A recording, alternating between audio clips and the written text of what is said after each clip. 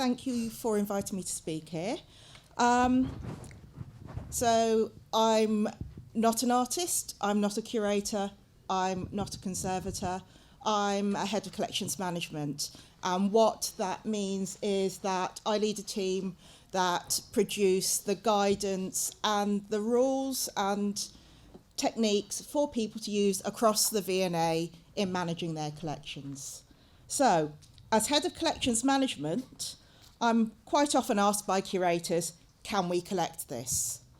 And when they're asking this question, it's not a technical question, it's often a question of permission as well. So, last year, we rewrote our collection development and collection management policies as part of our regular process of renewal, and I took this as an opportunity for some positive action in using the policies to support our collections. So, and in this paper, I'm going to talk about some of those challenges that we faced that we needed to overcome in policy writing. So, Charles Surrey's hummingbird is credited by Bruce Hands as being the first digital object to have been collected by a museum, and that was collected by MoMA in 1968. We weren't very far behind, so a year later, the V&A became the first UK museum to collect digitally produced artworks. Neither of these two acquisitions are the type of digital objects that we've been talking about over the last 2 days. Both are digitally produced, but they're physical outputs. It's partly a practical reason for this. Within one's references, he references the creation of the frame buffer, which is the part of computer memory that actually allows the digital image to be stored and transmitted. That didn't happen until 1969. So for matters of practicalities, the very first digital works were produced digitally, but they were stored in a physical format. But there's also a cultural reason which sees that collecting digital objects in physical embodiment is something that's more comfortable for the traditional museum, and we're a museum that has over 150 years of history. And it's particularly more comfortable for the National Museum because the museum sees itself as a place of material culture in the UK, and the immaterial doesn't fit comfortably within material culture. So I'm going to talk today about the 3 key challenges that we faced in creating the governance structure. The first is that the V&A is a UK national museum. So within the UK, governance of museums is determined according to what category of museum the Arts Council has put you into. So we are classified as a national museum, which means that we're defined by an act of law. So there is a law which governs what we are allowed to do with our collections as a museum. That law is the National Heritage Act, which was written in 1983. Which predates a lot of digital technology that we use now. And within the legislative framework, which we see at the top, there are also other cultural property legislation areas that we need to sit within, which includes property law, intellectual property law, and international conventions such as those around UNESCO and trade. So, in terms of the most trouble we can get into for not doing things properly in collections, that's on the left-hand side. The next level down is the ethical frameworks in which we sit. So that's actually how we apply the legislation, and sometimes it goes that little bit further. So in an international context, we have to conform with the ICOM ethical standards, and locally we also have the UK Museum Association, which has its own separate set of ethical standards. And then following on from there, we have operational standards. So the chief ones of those are the Arts Council Accreditation Standard. So we were driven to rewrite our policies by the accreditation requirements. This is something we have to go through every 3 years, and our funding from public sources is dependent on accreditation. So if we want government funding outside of the standard grant and aid, we have to have accreditation. And alongside that, we have Spectrum, PAS 197, and then our local policies, which are the only bit that we can actually change. So this is the area that we looked at.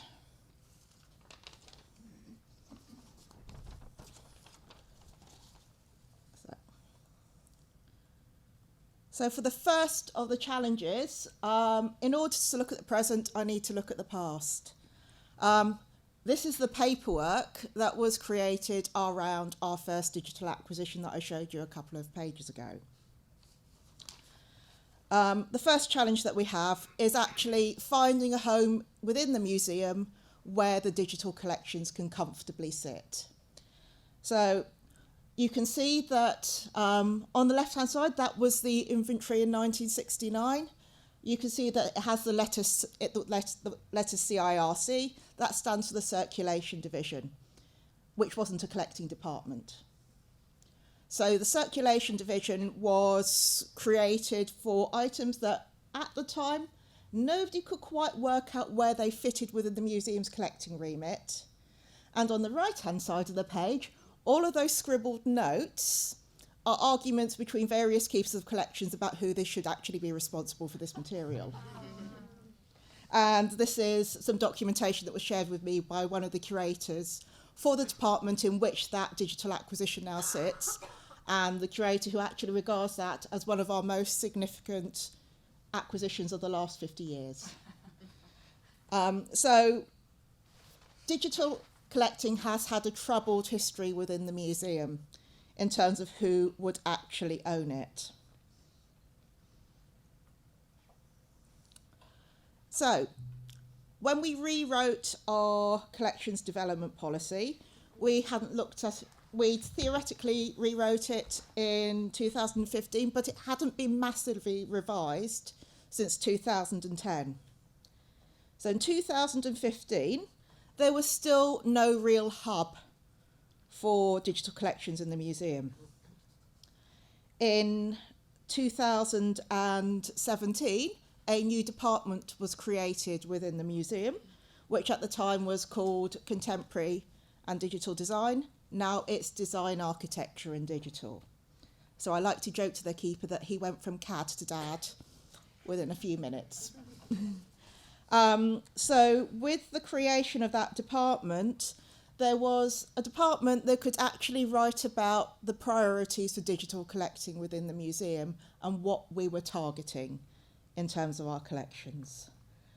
And you can see, and as part of the task of rewriting it, they were all asked to look at what their strengths were, what context it sat within, and what the development priorities were, and I asked the Keeper of DAD to write that section specifically around the digital collections. And you can see the result of this on this page. There's an incredible increase in focus on digital collecting and priorities across the whole of the collections. In 2015, there were 33 mentions of digital within the collection development policy. There were 70 in the 2019 version. On the left-hand side of the screen, you can see that the majority of the focus fits within DAD, but there is also a strategic focus on digital collecting rather than the material that just happens to be digital. Within our childhood collections at the top, video games, use of home computing is really important in childhood development. So there is a strategic focus within that area of the collection. But also within our print and digital art collections, they have a focus there. And so you can see that with each one of those collecting departments, they've outlined where their interest in digital collecting is, but each one of them references back to actually collaborating with the core digital collecting department to make sure everything's in line with the collecting strategy. So that's challenge one out of the way. The next one is something that we do need to overcome in the sector generally. Alongside my day job, I lead a project called Content Data Object, which is looking at the complex digital objects we have in our collections. One of the major hurdles we came to with digital collecting against the law is that we have to have valid title to the item in question, which means we have to legally own the item in question. We've had some recent acquisitions where our General Counsel wrote an acquisition document that did not transfer title for the object. And his argument was that property law exists in physical chattel. So you cannot actually own a digital object, which for us was a major, major hurdle to our collection development policy and compliance with the requirements of the National Heritage Act. So we did some exploration around this within Content Data Object, and my research fellows discovered Kirschenbaum and Drucker's 4 categories of materiality for digital collections. And what we did within the collections was actually look at which of those the objects sat within and whether they can actually sit within different states of materiality at the same time, and getting the management's head around the fact that it can exist in different states of materiality. So to explain this, on the right-hand side is what our curators think of the digital objects as being. So that's a performative reality, so the experience, and the distributed reality, materiality. On the left-hand side is what we can actually deal with legally. So we got to a position where we actually allowed our curators to speak about the objects intellectually in terms of the performative and distributed materiality, but we talk about the objects legally in terms of their formal materiality. So the things that we can actually own is we can say that we own a particular digital file with this name which is encoded in this way. That's the formal reality. That is as near as you get to a physical object for a digital collection. And I'm just going to show you now some examples of some recent objects in which we've managed to successfully document those acquisitions in a way that our General Counsel is happy with, because we need to keep the lawyers happy. Okay, so the first one was one of the very early acquisitions by Dad, which Chiara very briefly mentioned earlier in this conference. So in 2017, we collected WeChat, and we collected it as one of the objects for display at Design Society in Sheku. So we collected it and immediately sent it out on loan elsewhere because it's a significant piece of experience design and networking design for China. So it sat most comfortably within our display in China rather than within a display within the UK. So our public description of what we acquired, Brendan Cormier, the curator who actually acquired it, wrote a very long narrative about its significance and what the object is intellectually. And that actually fitted more comfortably with a narrative article rather than within a collection record. What we described in the paperwork was actually somewhat more prosaic. So within the paperwork, legally, what our WeChat acquisition is 157 GIF files of various bubble dog characters. So key within WeChat is these little cartoon dogs that do all sorts of slapping each other around the face and dancing happily. So we acquired every single one of the bubble dog animations as GIF files. We acquired 8 sketches of those dogs in development, and we acquired 2 APK Android application files. We didn't acquire the source code because negotiating with a Chinese software company over what will be provided did prove to be quite difficult.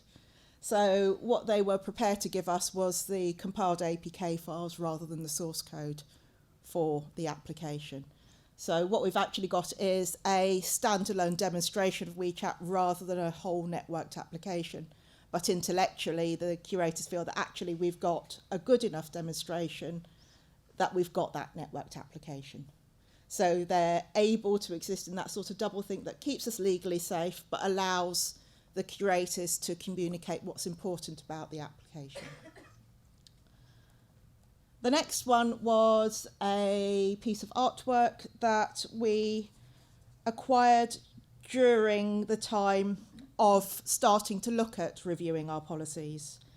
So the one thing that I haven't mentioned that is part of the object, because it's not part of it's part of the creation process.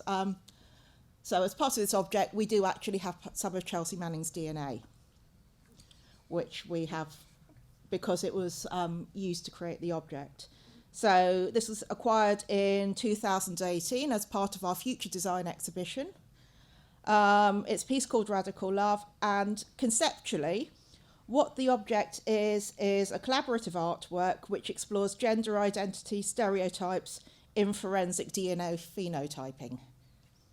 What the object is 2 3D model files in that format, 2 portraits in TIFF format, and 2 MOV video files which rotate around the 3D models. And physically as well, we have actually 3D printed the 3D printed the models too.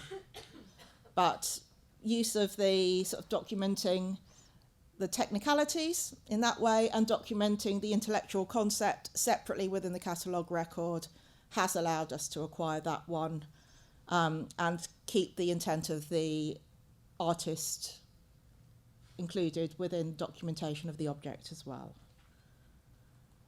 And the final one is the most recent application. So this is the one that we have actually acquired since reviewing the policies.